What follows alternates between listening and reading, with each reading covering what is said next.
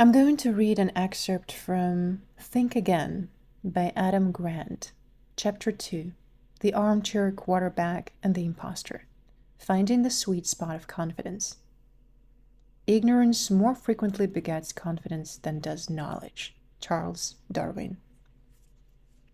When Ursula Mertz was admitted to the clinic, she complained of headaches, back pain, and dizziness severe enough that she could no longer work.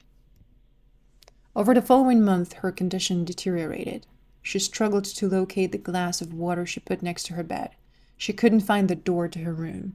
She walked directly into her bed frame. Ursula was a seamstress in her mid-50s, and she hadn't lost her dexterity. She was able to cut different shapes out of paper with scissors. She could easily point to her nose, mouth, arms, and legs, and had no difficulty describing her home and her pets. For an Austrian doctor named Gabriel Anton, she presented a curious case. When Anton put a red ribbon and scissors on the table in front of her, she couldn't name them, even though she confirmed, calmly and faithfully, that she could see the presented objects. She was clearly having problems with language production, which she acknowledged, and with spatial orientation. Yet something else was wrong. Ursula could no longer tell the difference between light and dark. When Anton held up an object and asked her to describe it, she didn't even try to look at it, but instead reached out to touch it. Tests showed that her eyesight was severely impaired. Oddly, when Anton asked her about the deficit, she insisted that she could see.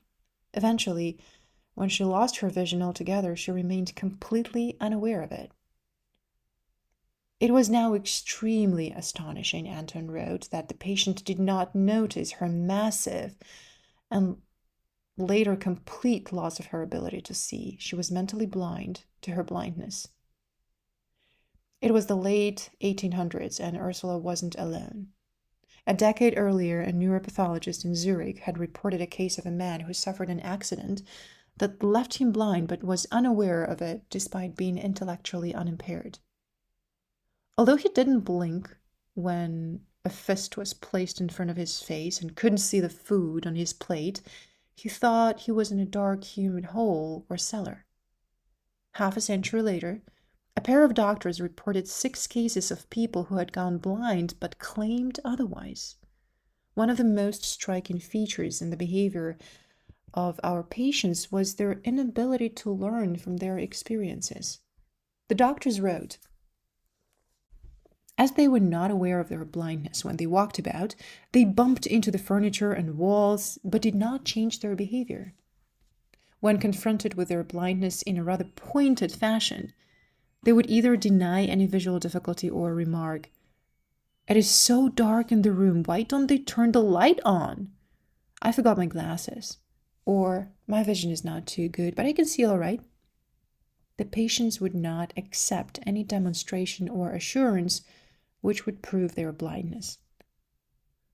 This phenomenon was first described by the Roman philosopher Seneca, who wrote of a woman who was blind but complained that she was simply in a dark room.